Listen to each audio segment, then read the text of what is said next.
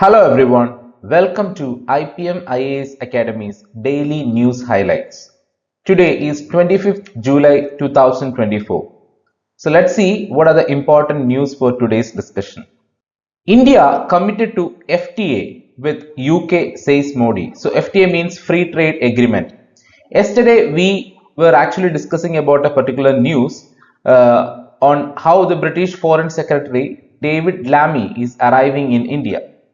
So India is committed to concluding a free trade agreement with the United Kingdom, said Prime Minister Narendra Modi on Wednesday after meeting the visionary Secretary of the State and Foreign Commonwealth and Development Affairs David Lammy, the highest ranking official from the United Kingdom to visit India since the Labour government won a landslide victory in the recent election. So we are ready for a free trade agreement in order to improve our relations, in order to improve the bilateral relations between UK and India. We are ready to sign or ready to initiate this for free trade agreement. I appreciate the priority accorded by Prime Minister Keir Starmer to broaden and deepen the comprehensive strategic partnership, remain committed to elevating the ties, welcome the bilateral technology security initiatives and the desire to conclude a mutually beneficial FTA. That is said by Prime Minister Narendra Modi. So both countries share a historical relationship that we all know, like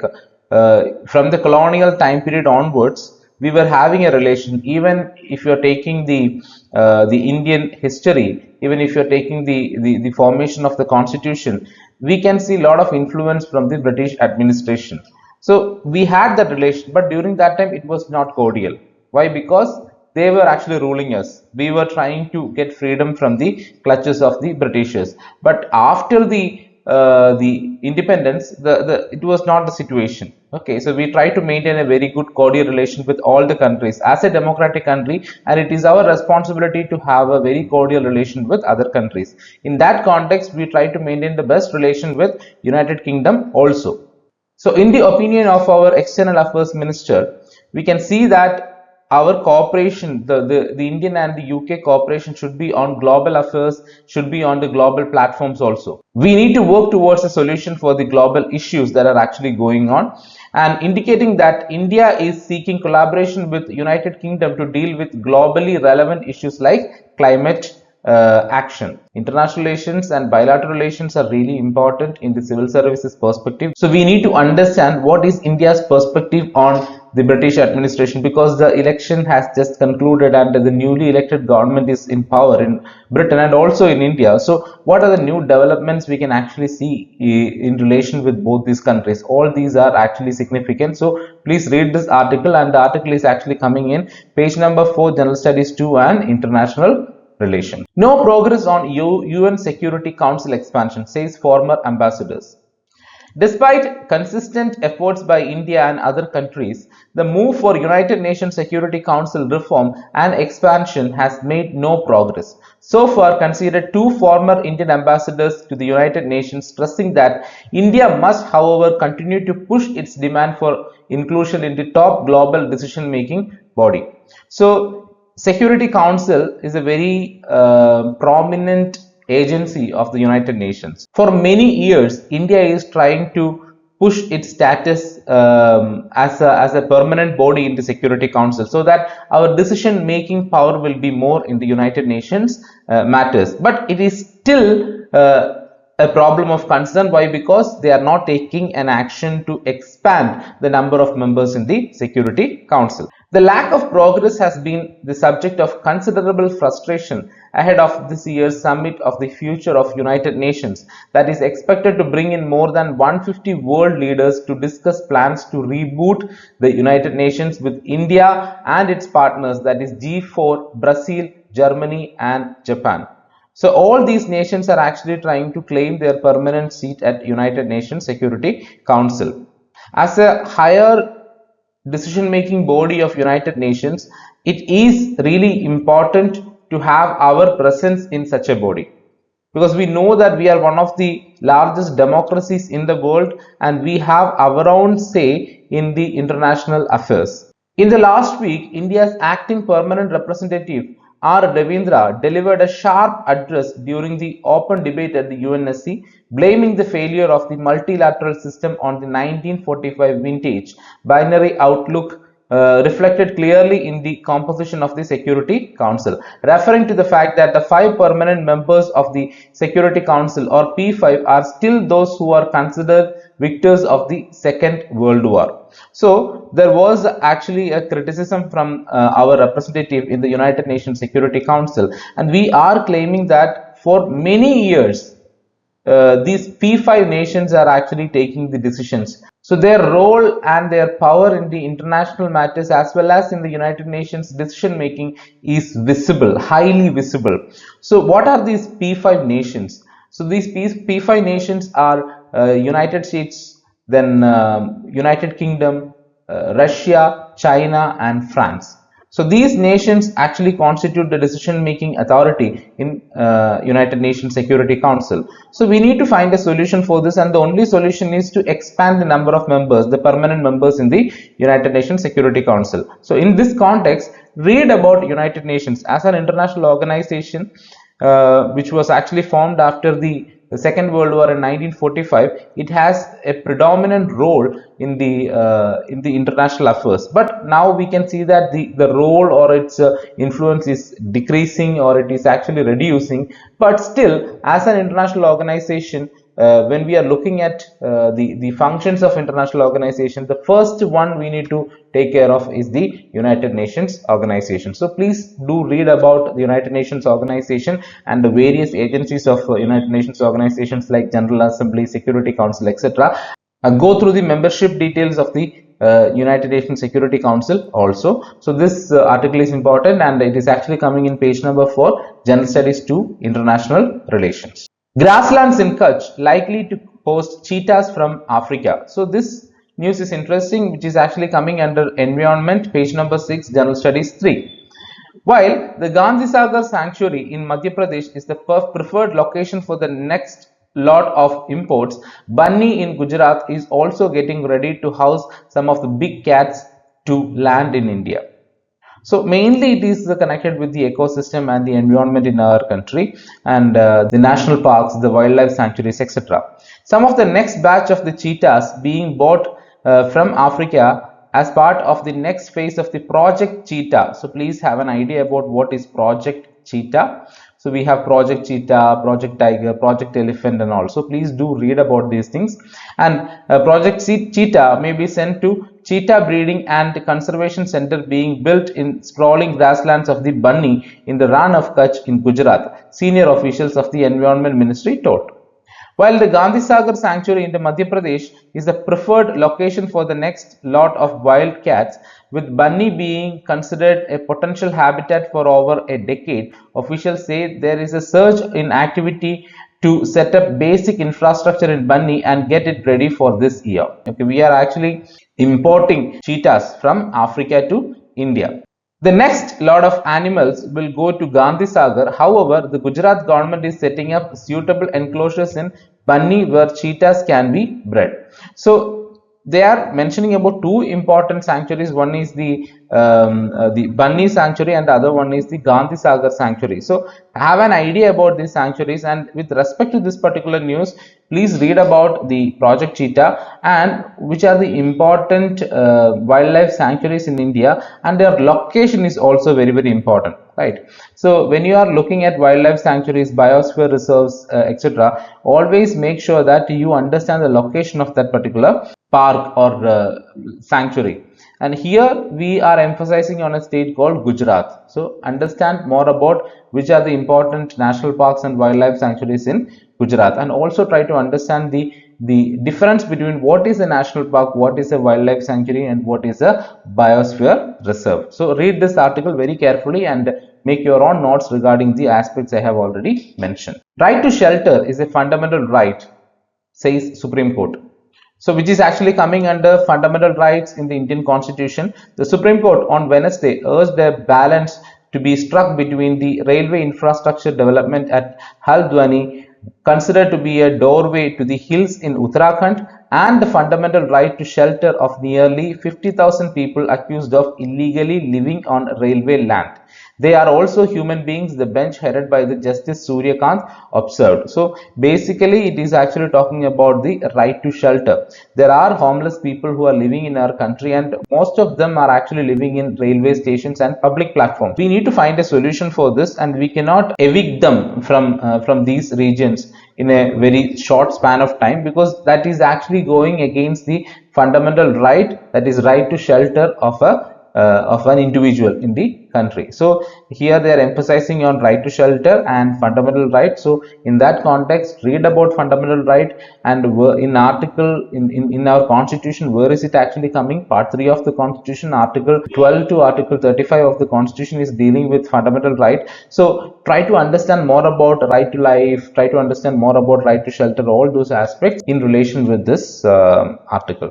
So which is coming in page number 6. Center Defense Fact Check Unit says right to correct information is important.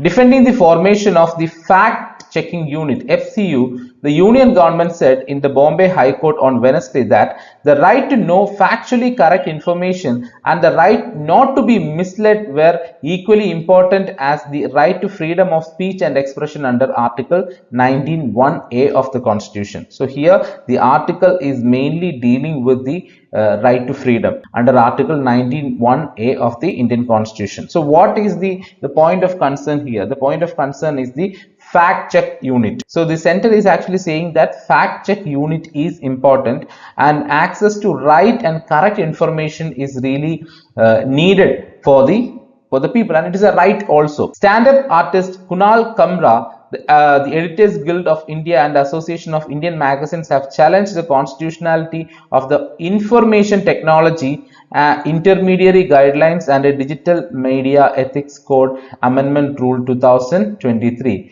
that permit an FCU, that is the fact check unit of the Union government, to identify fake or false or misleading online content related to the business of the central government and demand its removal. So basically a constitution of the fact check unit to check whether the contents which are actually released in the online business or in the platforms are fake or correct. So that is the duty of this fact check unit. So here a person who is Kunal Kamra, he has actually gone against this particular initiative, but the center is actually defending their initiative, saying that right to correct information is important.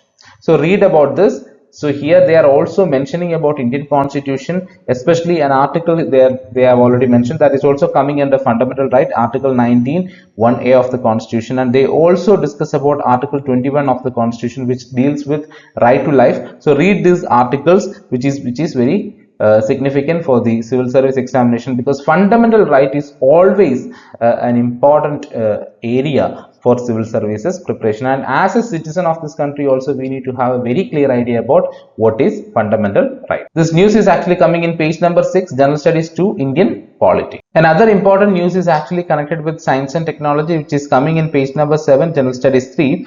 So children at risk as Mpox variant hits Congo camps for displaced people. So it is actually happening in Africa. They are talking about Mpox.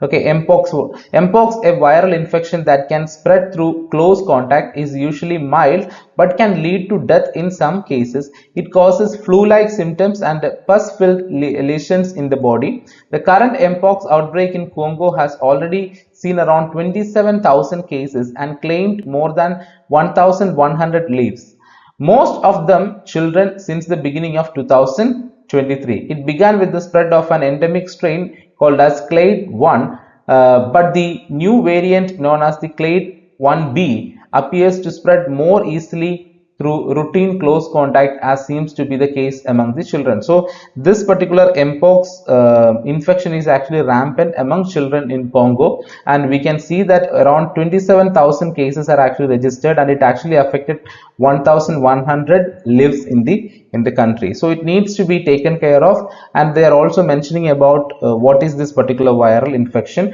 So read this article and try to understand about this viral infection and how it is actually affecting the human body, etc. It is actually coming under the science and technology page number 7. Budget 2024, long on intent, short on details.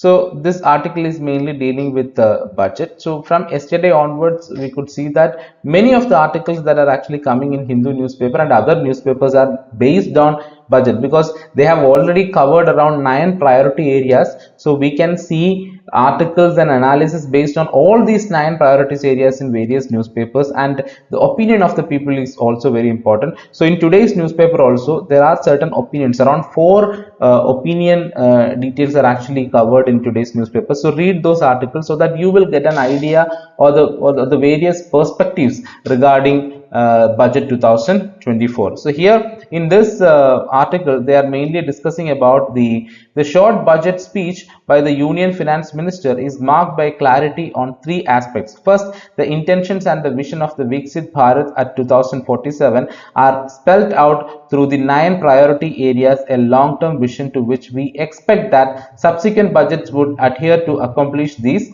goals. Second, there is an explicit recognition of the problem of unemployment in the economy. Addressing this has been a challenge, and the budget devotes considerable space in listing our initiatives towards generating employment. And third, the compulsions of a coalition government surface in parts but are hidden in some of the specificities. These 3 have guided the strategy and the approach of the budget. On the face of it, the policy slant reveals good intentions, but the ways and the means to accomplish these ambitious goals set out are not divulged, and casting a shadow on the possibility of realizing the targets set. So basically the author is actually talking about 3 important focus areas of the budget. One is Viksit Bharat at 2047, where we assume that the upcoming budgets will also be focusing on Viksit Bharat and the goals towards it. And the second aspect is mainly connected with the employment generation, how the budget is providing more importance to the employment aspect. And the third one is actually connected with the coalition government, how the government or the budget is actually biased towards 2 important states, that is Bihar and Andhra Pradesh. It is mainly because of the politics, that is the coalition politics. So please read this article to get an understanding or get a different perspective about what is the present budget. So always as a civil service aspirant, we need to get different perspectives, different opinions is needed. Then only we can come to a conclusion. Then only we can frame our own perspective regarding a particular issue. So budget 2024 is an important area of discussion. So you need to have your own perspectives regarding this budget 2024. So read this article. It clearly mentions about the consumption and the role of employment in the budget, and they also discuss about the omissions in the budget. All those things are discussed here. So read this article which is coming in the editorial. Page number 8, General Studies 3 and Indian Economy. An outlining of urban transformation strategies. So this article is also coming in page number 8, General Studies 3, Indian Economy. So this has also connection with the budget allocation. So here they are emphasizing more on the urban population, and what are the contributions of this particular budget for the development of the urban population, because the article clearly says that a steady growth is actually happening in the area of urban population, and it is actually accounting for about 36% of India's population. The urban population has been growing at a steady pace of 2% to 2.5% annually. So taking care of them is really important, because their share in the national development is really high. So what are the areas they are actually addressing? The first one, they are actually addressing about the issue of housing. So issue of housing in the sense that Pradhan Mantri Awas Yojana urban is actually discussed here, and how the allocation was actually done in the past and also in the present, how it is actually done. And regarding the migrant population, their working condition and where they can actually live, all those points are actually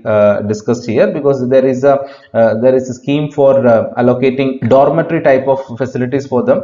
And then they also discuss about the Amrit scheme, Atal Mission for Rejuvenation and Urban Transformation, Amrit scheme, and what is the amount of money they are actually allocating for this Amrit scheme. And also they discuss about the importance of infrastructure facilities, how the infrastructure should be improved in our country, and how smart city missions should be getting more allocations to improve their standards in the country. All those points are actually discussed, and with certain facts and figures. That is very important, because when you are writing this, when you are reading this article, make sure that you note these points and the numbers also. The article also discusses about the city planning, how the budget has allocated certain funds for the city planning, and solid waste management, which is a crucial issue in the urban areas, and how the budget is actually trying to see this particular issue, the solid waste management in the cities today.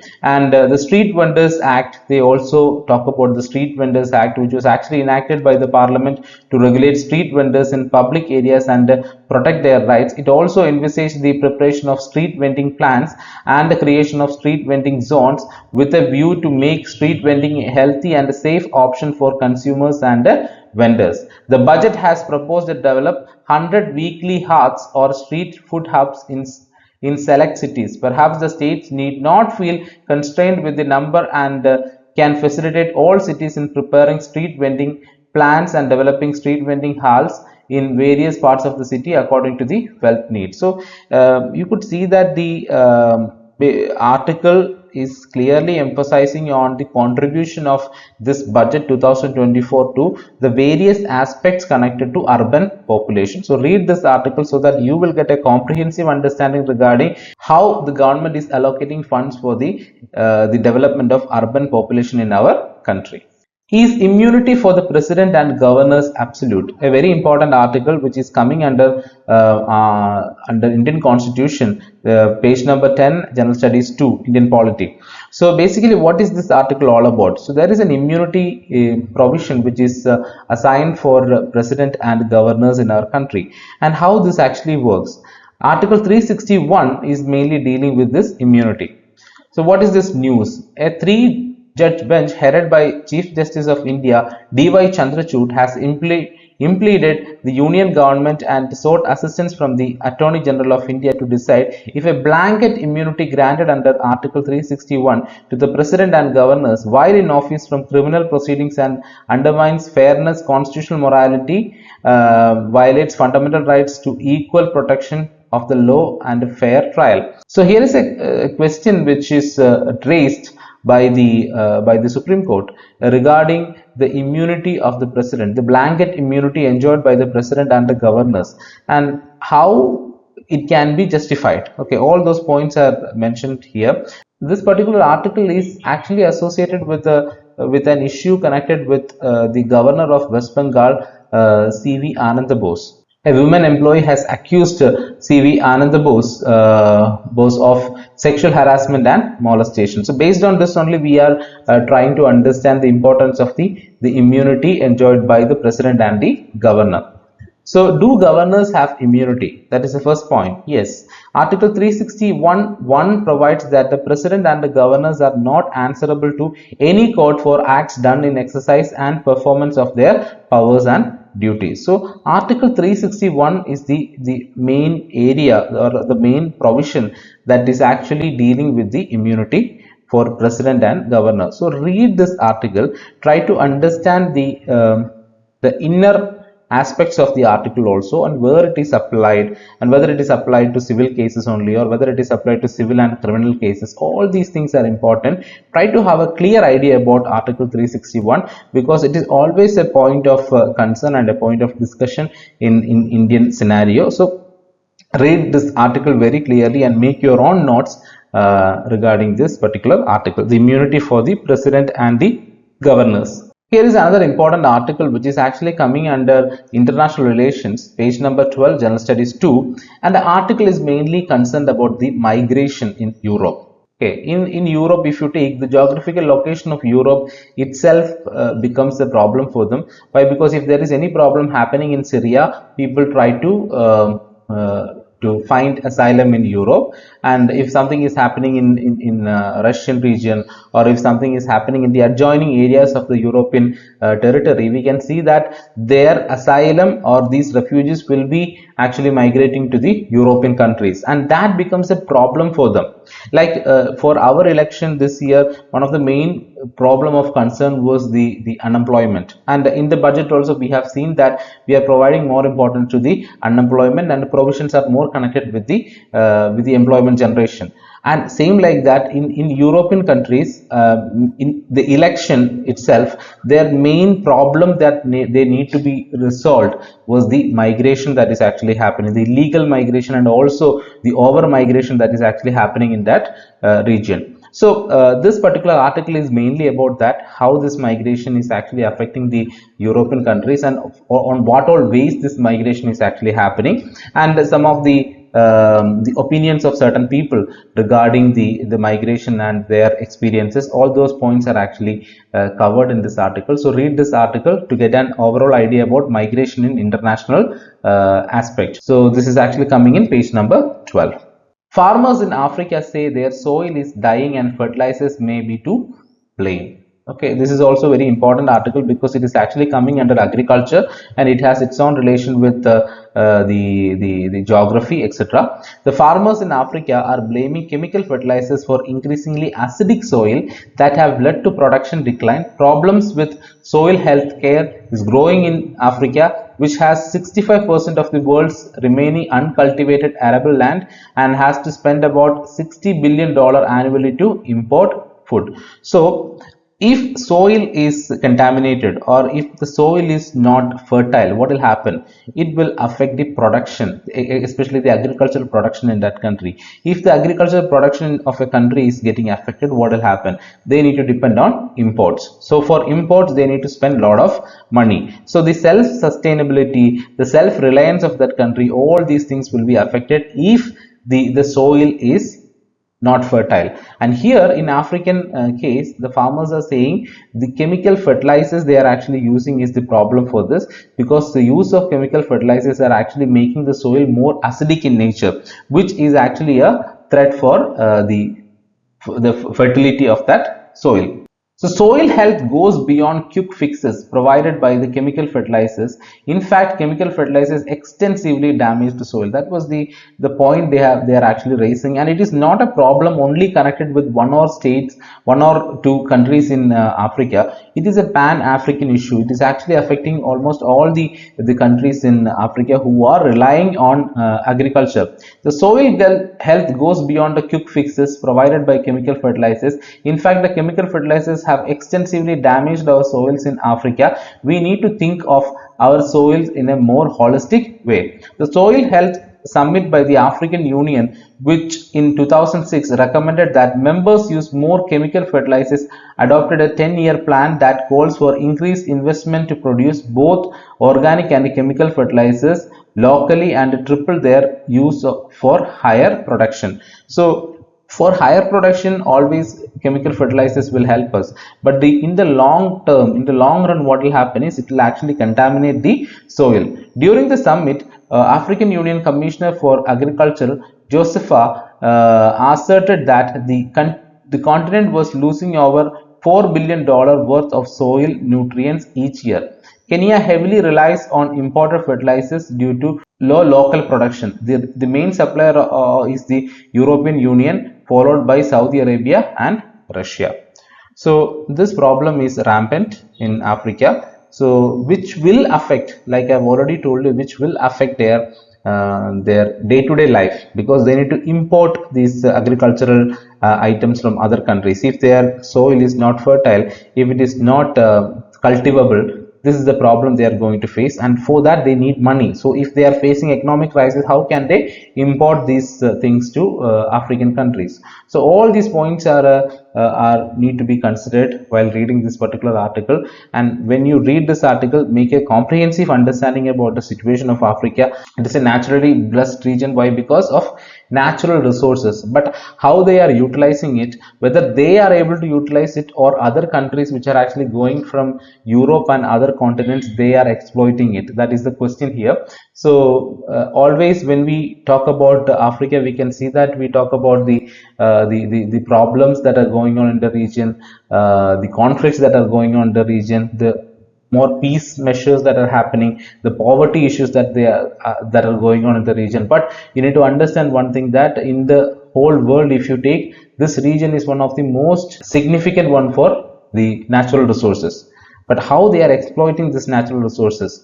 They are getting exploited by various countries. That is another important scenario that you need to understand. So while reading this article, make sure that you get a comprehensive understanding regarding the situation of Africa, and also specifically in connection with the soil contamination and losing fertility in the continent. Another important article is mainly connected with the climate change, the geography, etc. And also it is the main topic in international relations. Why? Because how the typhoon Gemi is affecting the Philippines. Okay, the relentless rain drenched in the northern Philippines on Wednesday, triggering floods in Manila and deadly landslips as Typhoon Gemi intensified the seasonal monsoon. So that is actually creating a lot of problem in the Philippine region, and President Ferdinand Marcos ordered on Wednesday disaster response officials to ensure that they had sufficient stockpiles of food for the hardest hit areas because their situation is critical. Hard-scrabble neighborhoods near Manila Bay were badly affected, with most of the streets underwater and more than 2,000 people forced to flee their homes. The situation is really worse in that area because of the Typhoon Gemi. While understanding about this, try to understand about how typhoon is actually formed, and what are the geographical aspects which are actually connected with the formation of typhoon and cyclones, etc. So these are the important news that came in today's newspaper. I hope this session was useful for you. If you find this session useful, make sure that you share this with your friends, like our channel, subscribe our channel, and also share it with your friends so that they will also get a lot of understanding regarding the current affairs, and also this will definitely help them in their civil services preparation. And one more announcement regarding the prelims and mains course 2025. The scholarship test link is actually available in the description, so please click on the link and take your scholarship test. Our team will contact you regarding your scholarship details and also the features of the course, the PCM course 2025.